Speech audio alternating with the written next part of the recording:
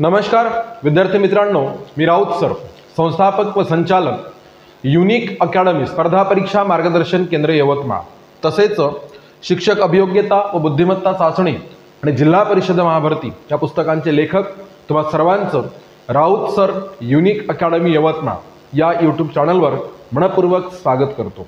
आणि जर तुम्ही नवे असाल तर प्रथम व्हिडिओला लाईक करा, चॅनलला सबस्क्राईब करा, घंटीचं बटन दाबा आणि जर तुम्हाला व्हिडिओ आवडला तर व्हिडिओ सर्वांना शेअर नक्की करा। चला, आजच्या या सेशनमध्ये व्हिडिओमध्ये आपण अत्यंत महत्त्वाचे मुद्दे या ठिकाणी घेऊन आलेलो आहे। बघा, थर्ड टेट 2025 तिसरी टेट आणि हजारो लाखो अभियोग्यताधारक या थर्ड टेट 2025 ची तयारी करत आहे आणि मग यशस्वी अभ्यासाचं नियोजन कसं असावं, वेळेचं अचूक नियोजन कसं असावं, कोणत्या विषयाला किती वेळ द्यावा आणि सोबतच जी सेकंड टेट आहे त्याच्यामध्ये दुसरा टप्पा शिक्षक भरती अपडेट या संदर्भात सुद्धा आपण चर्चा करणार आहोत। चला व्हिडिओ सुरू करूया। तत्पूर्वी तुम्ही जर थर्ड टेटचा टेट 2025चा अभ्यास करत असाल तर इथे गुरुजी बॅच 2.0 आपण सुरू केलेली आहे आणि प्रवेश देणे सुरू आहे। प्रत्येक महाराष्ट्रातील प्रत्येक अभियोग्यताधारकाला दर्जेदार आणि सर्वोत्तम अत्युच्च क्वालिटीचं एज्युकेशन मिळावं ह्यासाठी आपण या बॅचवर विशेष करून 95% प्लस ऑफ ठेवलेला आहे। ह्या बॅचमधून तुम्हाला काय काय मिळेल? सर्व विषय नियमित लाईव्ह आणि रेकॉर्डेड स्वरूपात बॅच मिळेल। सर्व विषयांच्या संपूर्ण नोट्स, ई-बुक्स, पीडीएफ्स आणि मोफत टेस्ट सिरीज, 50+ टेस्ट पेपर आणि 50+ सोल्युशन पेपर IBPS पॅटर्ननुसार आणि प्रत्येक घटकानुसार IBPS पॅटर्ननुसार टेस्ट पेपर, उपघटकानुसार IBPS पॅटर्ननुसार टेस्ट पेपर, मागील सर्व वर्षींचे झालेले सर्व सराव पेपर व्हिडिओ डाउनलोड करून ऑफलाईन बघता येईल। 365 दिवसांचा कालावधी राहील आणि परीक्षा पुढे गेली तर कालावधी तुम्हाला वाढवून सुद्धा मिळेल। 2022 मध्ये दुसऱ्या टेटमध्ये 1027+ विद्यार्थी आपल्या बॅचमधून शिक्षक झालेले आहे। तुम्हाला यशाचे भागीदार व्हायचे असेल लगेच डिस्क्रिप्शन बॉक्समध्ये जा आणि ॲप लिंकवर टच करा, ॲप डाउनलोड करा आणि बॅच परचेस करा व यशाचे भागीदार व्हा। चला आपण बघूया की TAIT 2025 मध्ये आपल्याला शिक्षक कसे व्हायचे आहे, आपल्याला कसं नियोजन करायचं आहे, या सर्व गोष्टी आपण बघूया। बघा, आता सदर परीक्षा एकूण 200 गुणांची राहील आणि परीक्षेला 2 घटक राहील। एक घटक म्हणजे अभियोग्यता, 200 चे 60% म्हणजे 120 गुण, 120 प्रश्न आणि दुसरा घटक आहे बुद्धिमत्ता 40%, 200 चे 40% म्हणजे 80 प्रश्न 80 गुण आणि असं एकूण 100% म्हणजे 200 प्रश्न 200 गुण हे असं। तर सगळ्यात महत्त्वाचा घटक इथे बुद्धिमत्ता। एकाच विषयाला डायरेक्ट या ठिकाणी किती आहे तर 40% म्हणजे 80 गुण आहे। आता प्रत्येक अभियोग्यतेमध्ये जर आपण बघतो म्हटलं आता बघितल्याप्रमाणे 120 गुण 120 प्रश्न, बघा बुद्धिमत्तेवर 80 प्रश्न 80 गुण अशी एकूण 200 गुणांची काय राहील सांगा परीक्षा। विषयानुसार जर आपण गुणांची विभागणी करतो म्हटलं, विषयानुसार गुणांची विभागणी करतो म्हटलं तर इंग्रजी भाषेला 15 प्रश्न 15 गुण आहे। त्याच्यानंतर मराठी भाषेला 15 प्रश्न 15 गुण आहे आणि सामान्य ज्ञान GK अर्थ, राज्य, इतिहास, भूगोल, विज्ञान याच्यामध्ये 30 प्रश्न 30 गुण। आता हे 30 पैकी 30 कसे मिळवायचे ते सुद्धा मी पुढे व्हिडिओमध्ये सांगणार आहोत, लक्ष द्या। आणि बाल मानसशास्त्र व अध्यापनशास्त्र ह्याला 30 पैकी म्हणजे 30 प्रश्न 30 गुण असणार आहे, हे लक्षात घ्या। त्याच्यानंतर अंकगणिताला 30 प्रश्न 30 गुण असणार आहे, हे सुद्धा लक्षात घ्या। त्याच्यानंतर बुद्धिमत्ता चाचणी सगळ्यात महत्त्वाचा विषय, 80 प्रश्न आणि 80 गुण। तर अशा पद्धतीने एकूण 200 प्रश्न 200 गुणांची ही परीक्षा असणार आहे। तर आता आपल्यासाठी अत्यंत महत्त्वाचा विषय की आपण एक या परीक्षेचा विद्यार्थी या नात्यानं अभ्यास करत असताना आपली स्ट्रॅटेजी काय असायला पाहिजे, आपण कशा पद्धतीने या परीक्षेचा अभ्यास करायला पाहिजे ते प्रॉपर आपण ठरवलं पाहिजे, लक्ष द्या। आता याच्यामध्ये काही महत्त्वाचे प्रश्न आहेत की जसं मराठी आहे, इंग्रजी आहे, बालमानसशास्त्र, अध्यापनशास्त्र आहे, सामान्य ज्ञान आहे, गणित आहे आणि बुद्धिमत्ता चाचणी आहे. मला सांगा तर ह्याच्यापैकी तुम्हाला कोणता विषय जमतो, कोणता विषय येतो, कोणत्या विषयाचे प्रश्न सोडवल्यानंतर तुमचे प्रश्न बऱ्यापैकी बरोबर येतात, हा मुद्दा त्या ठिकाणी महत्त्वाचा आहे. तुम्हाला कोणता विषय जमतो किंवा तो येतो, तो विषय, परीक्षेत कोणता विषय किती गुणांसाठी आहे. मग एखादा विषय आपल्याला जमतो म्हणून मग आपण तोच विषय धरून बसायचं का, निव्वळ त्याच विषयाचा अभ्यास करायचा का, तर असं अजिबात नाही झालं पाहिजे. आता आपल्याला जमतो म्हणून निव्वळ एखाद्या विषयाच्या मागे लागून बसायचं, तसं नाही. करायचं काय हे मी तुम्हाला सांगेल. तुम्ही अभ्यासाला एकूण किती वेळ देता, म्हणजे तुमच्याकडे जर समजा, म्हणजे लक्षात घ्या, तुम्ही जागे झाले तेव्हापासून तर झोपेपर्यंत जेवढे तास असतील, तर तुमच्या इतर कामाव्यतिरिक्त तुम्ही अभ्यासासाठी नेमका किती वेळ ठेवलेला आहे आणि तो प्रत्येकाचा वेळ कसा आहे सर, तर तो प्रत्येकाचा वेळ हा वेगवेगळा आहे हे समजून घ्या. म्हणून हा वेळ प्रत्येक व्यक्ती परत्वे बदलणार आहे, ते सुद्धा लक्षात घ्या. आता बघा, पहिला तुम्हाला कोणता विषय जमतो किंवा येतो. हा बघा, आता तुम्हाला कोणता विषय जमतो, जर समजा जो विषय जमतो त्याच्यावर फारसा वेळ न दवडता, बघा ज्या विषयाचा तुमचा अभ्यास झालेला आहे त्या विषयावर फारसा वेळ न दवडता त्या विषयात फक्त जेवढे घटक जमत नाही, लक्ष द्या इथे काय म्हणून सांगा, जेवढे घटक आपल्याला काय सांगा येत नाही, जमत नाही, जेवढे घटक येतात, कट समजतात त्या विषयापैकी बऱ्यापैकी समतो, जो विषय आपल्याला काय सांगा जमतो त्याच्यापैकी जे नाही जमत तेही जमतं, हे डोक्यात ठेवा. म्हणजे तुम्हाला गणित जर येत असेल, मग गणितापैकी तुम्हाला 30 पैकी आपण जर तुमचे 27 बरोबर येत असेल, तर मला खात्री आहे की पुढचे 3 सुद्धा तुम्हाला जमतात. म्हणून जे न जमणारे घटक आहेत तेवढे घटक करून घ्यायचे आणि तो विषय कंप्लीट करून घ्यायचा.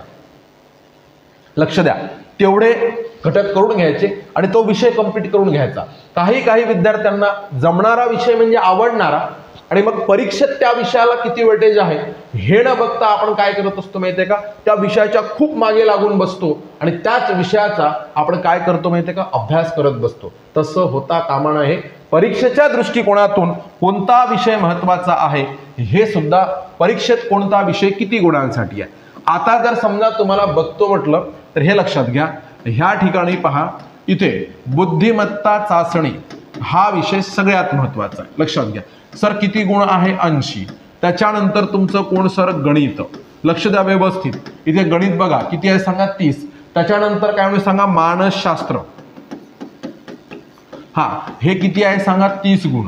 त्याच्यानंतर कोण सर, तर इथे काय म्हणून सांगा, सामान्य ज्ञान. लक्षात घ्या, ह्याला किती गुण आहे सर, 30 गुण. लक्ष द्या बघा, इथे नंतर कोण सांगा, मराठी, हे फक्त 15 गुण आणि त्याच्यानंतर इंग्रजी हा विषय सुद्धा 15 गुण, असं आपण लक्षात घेऊया. मग हे दोघे मिळून 30 गुण, 3 त्रिक 9, 3 चौक 12 म्हणजे 120 आणि 80. तर असं तुम्हाला परीक्षेत दिलेलं आहे. मग आता तुम्ही कोणाकोणाला इंग्रजीची भीती वाटते, डोक्यात पहिल्यांदाच खुळं घालून घेतात आणि काय विचार करतात माहितीये का, की मला इंग्रजी येत नाही म्हणून माझं कसं होईल. अरे बाबा मित्रा, पहिल्यांदा काय कर, त्या विषयाचं वेटेज बघणं किती आहे, फक्त 15 प्रश्न आहे, फक्त 15. आणि त्याच्यात निगेटिव्ह मार्किंग नाहीये. तू नुसते गोल केले ना तरी 4-5 बरोबर येतात. म्हणजे मग कल्पना करा, उरलेल्या 10 मार्काचाच तुम्हाला अभ्यास करायचा आहे त्याचा. मग तुम्ही त्या 10 मार्कासाठी जर अख्खी स्वतःची घाबरगुंड उडवून घेत असाल, अभ्यास करत असताना स्वतःच्या मनात निराशा तयार करत असाल, तर त्या गोष्टीला काही अर्थ नसतो ना. तर हा मुद्दा सुद्धा आपल्याला स्पष्ट समजून घेणं जरुरी आहे. आपल्याला अभ्यास कोणत्या विषयाचा करायचा आहे, सर्वाधिक बघा, सर्वात जास्त प्रत्येक प्रकार, प्रत्येक घटक, प्रत्येक उपघटक, त्या उपघटकाचे प्रकार, हे सगळे आपल्याला बघायचे आहे बुद्धिमत्ता चाचणीचं. तर पहिलं नियोजन तुमचं असलं पाहिजे रिझनिंग, बुद्धिमत्ता चाचणी. त्याचं कारण काय, त्याच्यावर तब्बल किती प्रश्न येणार आहे, तर त्याच्यावर तब्बल सर 80 प्रश्न येणार आहे. म्हणून परीक्षेत कोणता विषय किती गुणांसाठी आहे ह्याचं नियोजन तुम्हाला लावता येणं जरुरी आहे, हे लक्षात घ्या. मग बुद्धिमत्ता चाचणी आणि गणित हे जवळजवळ आपण काय सांगा, जुळे लोक आहेत. म्हणजे ज्याचा मॅथमॅटिकल माइंड आहे त्याला बुद्धिमत्ता चाचणी, रिझनिंग सुद्धा जमतंय. म्हणून हे 110 हे ज्याचे लाडाचे विषय झाले, हे ज्याला प्रॉपर समजलं किंवा जमलं, समजून घ्या, तर त्याला काय म्हणून सांगा 110 पैकी 100 मिळवायला सोपं जातं, हे समजून घ्या पहिल्यांदा. त्याच्यानंतर मानसशास्त्र. आता बघा शिक्षक भरतीची तयारी करतच कोण आहे, ज्यांचं डीएड आहे, बीएड आहे किंवा ज्या अध्यापनाशी संबंधित डिग्री आहे, तर ते लोक शिक्षक भरतीमध्ये येत आहेत. मग मला सांगा त्यांच्याकडे पात्रता आहे, मग तिथे मानसशास्त्र आपण शिकलेलो आहे. काही विद्यार्थी अजिबातच आपण डीएड बीएडला मानसशास्त्र शिकलोच नाही असा आव आणून अभ्यास करतात. मग मानसशास्त्र तब्बल 30 मार्कासाठी आहे. आणि इथे तुम्हाला मी इंग्रजी व्यतिरिक्त बोलतोय हे समजून घ्या. सामान्य ज्ञान आहे किती सर, तर 30 प्रश्न आहे. आपली स्टेट बोर्डाची पुस्तकं जी आहे लक्षात घ्या, म्हणजे 5वी पासून तर सर्व 12वी पर्यंत काय करायचं, अर्थ, राज्य, इतिहास, भूगोल, विज्ञान, मस्त नोट्स काढायच्या. आपल्या बॅचमध्ये कट टू कट परीक्षेला ॲज अ टीच जशाच्या तशा येणाऱ्या आपण काय केलं आहे सांगा, नोट्स काढून दिलेल्या आहे तुम्हाला सर्वच्या सर्व. म्हणजे तुम्ही जर समजा त्या पूर्ण नोट्स एकदा का वाचल्या, टॅली केल्या, या 30 पैकी 25 इथंच मिळेल सामान्य ज्ञानामध्येच, लक्षात घ्या. आणि पैकी चाचणी, गणित, इथे काय म्हणून सांगा, मानसशास्त्र, सामान्य ज्ञान हे गुण. मराठीमध्ये सुद्धा, आता मराठीला 15 मार्क्स आहे, समजणारा विषय आहे, सोपा जातो. माझं तर असं म्हणणं आहे की याच्यात 15 पैकी 15 मार्क पाहिजे आपल्याला, समजून घ्या. आणि राहिली गोष्ट इंग्रजीची, मग याची भीती बाळगून आपण अभ्यासातून रस कमी करणे, इंटरेस्ट कमी करणे, तर ही गोष्ट कुठेतरी चुकते हे या ठिकाणी समजून घ्या. मग आता लक्षात घ्या, परीक्षेत कोणता विषय किती गुणांसाठी आहे हे पहिले ठरवा आणि त्याच्यानंतर आपण कोणत्या विषयाला किती वेळ द्यायचा ते सुद्धा लक्षात घ्या. मग हे बघा, सर्वाधिक वेळ तुम्ही बुद्धिमत्ता चाचणीला द्यायला पाहिजे. त्याच्यानंतर समान वेळ कोणाला द्यायला पाहिजे, गणित, मानसशास्त्र आणि सामान्य ज्ञान. आणि त्याच्यानंतर मराठी, इंग्रजीला उरलेल्या वेळापैकी अर्धा वेळ तुम्ही वाटून द्यायला पाहिजे, हे लक्षात घ्या. आणि आता बघा वेळ आहे, बरेच लोक काय करतात माहिती आहे का, त्या नोटिफिकेशनची वाट पाहतात की टेटची नोटिफिकेशन येईल केव्हा, म्हणजे त्याचा ट्रस्टच नाही आहे परीक्षेवर, तर ही गोष्ट समजून घ्या. तर तसं अजिबात करायचं नाही, हे मला सांगायचं या ठिकाणी, लक्षात घ्या. म्हणून तुमच्याकडे जो वेळ आहे, आता तुम्ही अभ्यासाला एकूण किती वेळ देता हे या ठिकाणी फार महत्त्वाचा मुद्दा आहे. परत मी आता जे विषय सांगितले तेच विषय या ठिकाणी परत ड्रॉ करतो, कारण मला आता परत एक गोष्ट महत्त्वाची समजून सांगायची आहे.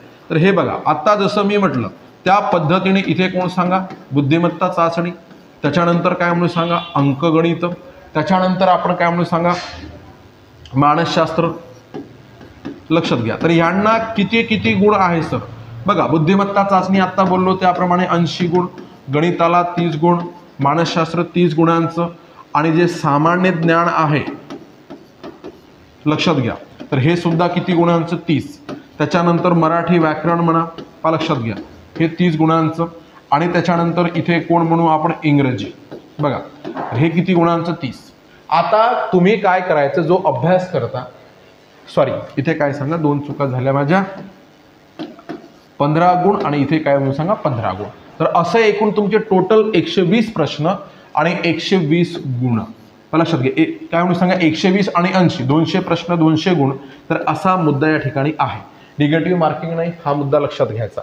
आता जर समजा मी तुम्हाला सांगतो, इथे तुम्ही जर 1 तास अभ्यास करत असाल, ऐका, 1 तास अभ्यास जर करत असाल, 1 तास जर अभ्यास करत असाल, तर ते 60 मिनिटं तुम्ही 200 मध्ये कन्वर्ट करायला पाहिजे. समजा आपण असं गृहीत धरूया, लक्षात घ्या की तुम्ही समजा रोज 4 तास अभ्यास करता, मग 4 तास गुणिला किती सांगा 60, तर हे झाले 240 मिनिटं, बरोबर आहे, 240 मिनिटं.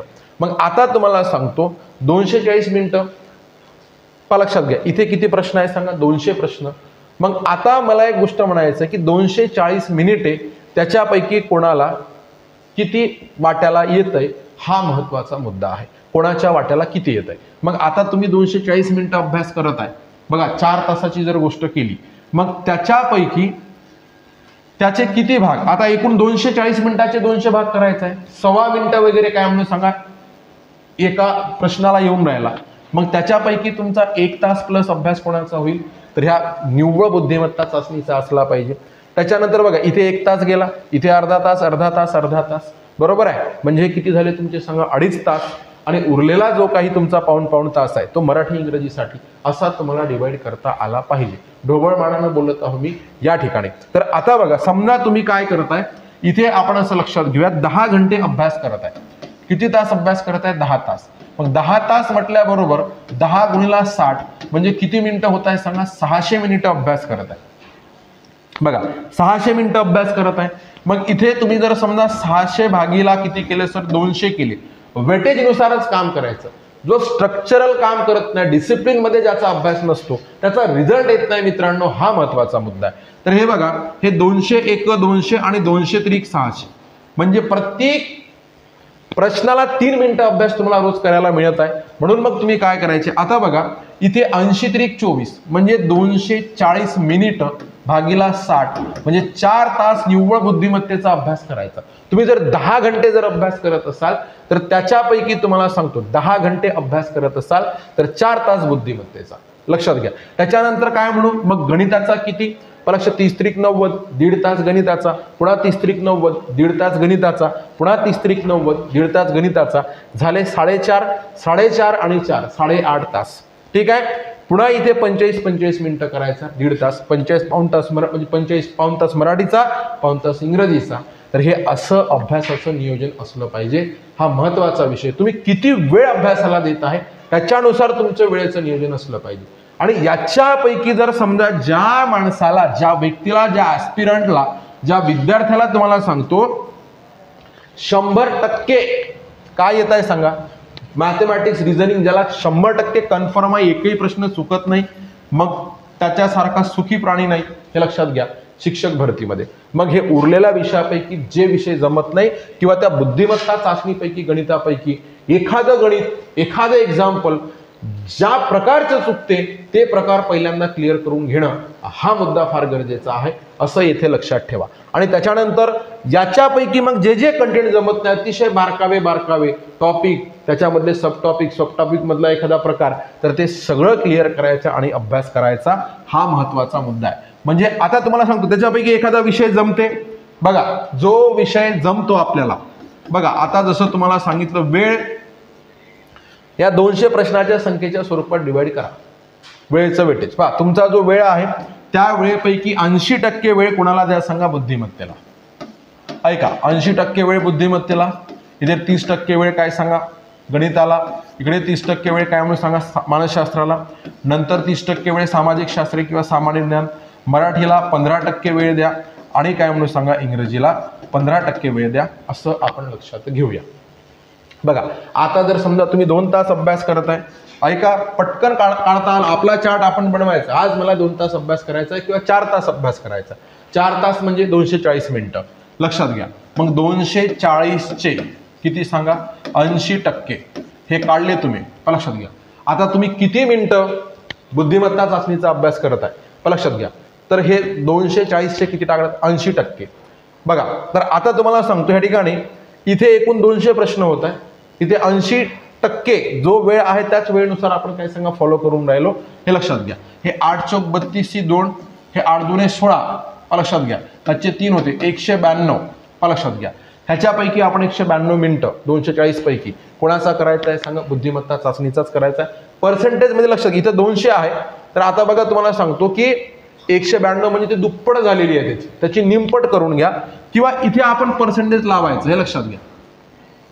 हे काय झालं, 200 प्रश्न होऊन राहिले, 200 प्रश्न, तर ह्याच्या प्रमाणात अभ्यास झाला पाहिजे, लक्षात घ्या. तुम्ही 10 तास करत आहे तर 10 तासाचे 80%, लक्षात घ्या. आता इथे 80% आहे ना, त्याला पर्सेंटेज मध्ये अर्धा करायचा. अर्धा म्हणजे कसा, आता हे 200 आहे म्हणजे भागीला 2, इथे काय सांगा 40% होईल, इथे 15%, 7.5 असं ते वेळेचं नियोजन होईल, हे लक्षात घ्या. कारण प्रश्न किती झाले आहे, 200 झालेले आहे, तर तसा तो वेळ. मग आता 192 मिनिटं म्हणत आहोत आपण, म्हणजे किती मिनिटं, 200 मिनिटं, त्याचं निम्म करा 100 मिनिटं, म्हणजे जवळपास 1.5 तास अभ्यास कोणाचा करायचा आहे सांगा तुम्हाला, बुद्धिमत्ता चाचणीचा 1.5 तास करायचा आहे, हे लक्षात घ्या. ते प्रत्येकाचं वेगवेगळं आहे. म्हणजे आता हे विद्यार्थी जेवढे व्हिडिओ बघतील ते प्रत्येकाचं वेगळं, पण सांगायचं हे आहे की दादांनो काय काम करा की इथे जी गोष्ट आहे तर तो अभ्यास वेळेच्या प्रमाणात असावा. आता दुसरी गोष्ट म्हणाल की सर आम्हाला काही विषय जमते, तर जमते त्याच्यातला वेळ वाचवा. हे बघा काय सांगतो, जमते त्याच्यातला वेळ वाचवा आणि जो विषय काय सांगा जमत नाही त्याच्यामध्ये वेळ द्या. बघा त्या विषयाला काय करा, वेळ द्या. आणि तुम्हाला सांगतो एक महत्त्वाची गोष्ट, जी नोटिफिकेशनचा विषय आहे ती कोणत्याही क्षणी तुमच्यापर्यंत येऊ शकते, कोणत्याही क्षणी येऊ शकते. म्हणजे ते अति हुशारी आपण करायचीच नाही की नोटिफिकेशन आल्यावर काय म्हणून सांगा मी अभ्यासाला लागतो. अजिबात. नोटिफिकेशन आल्यावर टेन्शन नाही आलं पाहिजे, नोटिफिकेशन आल्यावर तुम्हाला आनंद झाला पाहिजे, टेन्शन नाही आलं पाहिजे. नोटिफिकेशन आल्यावर शेकडो विद्यार्थ्यांना काय येतं माहिती का, टेन्शन येतं. आता कसं करू, गेल्या वेळेस 22 दिवस मिळाले होते, तर आता जास्त दिवस मिळाले पाहिजे. त्यासाठी काय करा, जमते त्या विषयाचा वेळ वाचवायचा, जमत नाही त्या विषयामध्ये वेळ लावायचा आणि प्रॉपर अभ्यास करायचा. लक्षात घ्या, सर्वांचा प्रॉपर अभ्यास करून घेण्यासाठी, आपण अत्युच्च आणि दर्जेदार एज्युकेशन देण्यासाठी आपण या ठिकाणी थर्ड टेट 2025 गुरुजी बॅच 2.0 लॉन्च केलेली आहे. लक्षात घ्या, सगळ्यांना ती विकत घेता यावी म्हणून आपण 95% त्यावर ऑफ दिलेला आहे, हे समजून घ्या. या बॅचमध्ये सर्व विषय नियमित लाईव्ह आणि रेकॉर्डेड स्वरूपात होतात. सर्व विषयांच्या संपूर्ण नोट्स, ई बुक्स, PDFs आणि मोफत test series, 50+ test paper, 50+ solution paper, मागील सर्व वर्षींचे झालेले सर्व सराव पेपर व्हिडिओ डाउनलोड करून तुम्हाला ऑफलाईन सुद्धा बघता येईल. 365 दिवसांचा कालावधी आहे. परीक्षा पुढे गेली तर कालावधी वाढून सुद्धा मिळेल. 2022 मध्ये 1027+ विद्यार्थी आपल्या बॅचमधून निवडले गेले. तुम्हाला यशाचं भागीदार व्हायचं असेल, लगेच डिस्क्रिप्शन बॉक्समध्ये जा, ॲप डाउनलोड करा, बॅच परचेस करा आणि यशाचे भागीदार व्हा. व्हिडिओ आवडला असेल नक्कीच व्हिडिओ सर्वांना शेअर नक्की करा. Thank you so much.